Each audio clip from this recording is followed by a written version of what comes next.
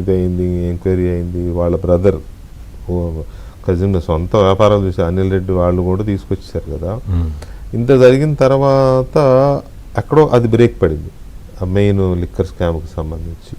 అంటే ఆ ఫీలింగ్ అయితే ఉంది జనంలో. అది బ్రేక్ పడిందా లేకపోతే ప్రొసీజరల్ దీంట్లో స్లో డౌన్ అయిందా మనకు తెలియదు, కానీ జనంలో అయితే ఒక ఎందుకో అది బ్రేక్ పడింది అనేది ఒకటి ఉంది కదా. ఏమంటారు దానికి? అంటే బ్రేక్ పట్టడం అనేది కాదు ఇక్కడ. ఇప్పుడు ఎన్ఫోర్స్మెంట్ డైరెక్టరేటు వాళ్ళ ప్రొసీజర్ వాళ్ళు మొదలుపెట్టారు, వాళ్ళన్నీ తీసుకున్నారు, కేసు ఫైల్ చేశారు. కేసు ఫైల్ చేసిన తర్వాత ఇప్పుడు నెక్స్ట్ ప్రొసీజరు అది లెంగ్తీ ప్రొసీజర్, ఈడీది లెంగ్తీ ప్రొసీజర్. ఇక్కడికి వచ్చిన తర్వాత ఈ సిట్ రాజశేఖర్ బాబు సిట్ చేయాల్సిన పనులన్నీ దాదాపుగా ఒక కంక్లూజన్కి వచ్చినాయి. అంటే మళ్ళీ మీరు అడుగుతారు మళ్ళీ బిగ్ బాస్ దాకా ఎప్పుడు పోతారని. బిగ్ బాస్ దాకా పోతారు. బిగ్ బాస్ దాకా పోవాలి అంటే నేను ఎన్ఫోర్స్మెంట్ డైరెక్టరేట్ రావాలి.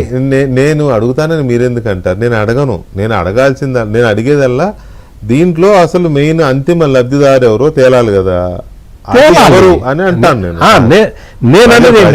నేను అంటాను. ఇప్పుడు అంతిమ లబ్ధిదారుడు ఎవడో అందరికీ తెలుసు. వివేకానంద రెడ్డి మర్డర్ ఎవరు చేశారో అందరికీ తెలిసినట్టు ఇది కూడా తెలుసు. కానీ ప్రూవ్ చేయటానికి కొంత ప్రొసీజర్ అనేది ఒకటి అది ఉంటుంది కదా, అది ఉంటుంది. ఇప్పుడు ఏంటి అంటే ఎన్ఫోర్స్మెంట్ డైరెక్టరేట్ వచ్చిన తర్వాత వాళ్ళ ముఖ చిత్రం మారిపోయింది, అందులో ఎటువంటి డౌటు లేదు.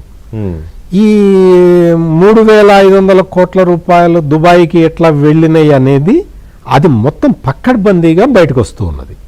అంటే మనీ ట్రయల్ అనేది ఎంత పకడ్బందీగా బయటకు వస్తే అంత పకడ్బందీగా శిక్షలు పడతాయి.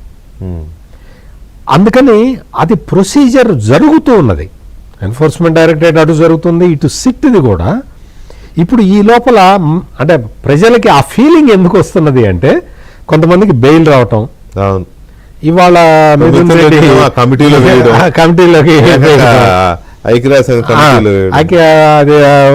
బెయిల్ దాని మీద వెళ్ళిపోవటం, ఆయన సరదాగా తిరిగి అక్కడ ఏం మాట్లాడతాడో పర్మిషన్ ఇచ్చారు. అక్కడ ఆయన ఏం మాట్లాడతాడో మనకు తెలియదు, కానీ అక్కడికి వెళ్తాడు సరదాగా ఏసీ హోటల్స్ లో వాటిలో ఉండి వస్తాడేమో. వాళ్ళకి ఏసీ హోటల్ కరువు ఏముంది, అది పెద్ద విషయం కూడా కాదు వాళ్ళకి. సో ఇది వీటి వల్ల మనకు ఆ ఫీలింగ్ కలుగుతున్నది.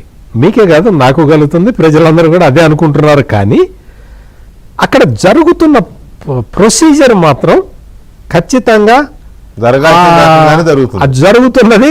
వాళ్ళకి ఎవరైతే అంతిమ లబ్ధిదారుడికి అయితే భయం పుడుతూనే ఉన్నది. రైట్, చూద్దాం ఏంటో ఇది, ఈ నకిలీ మద్యం ఏంటో అసలు మద్యం ఏంటో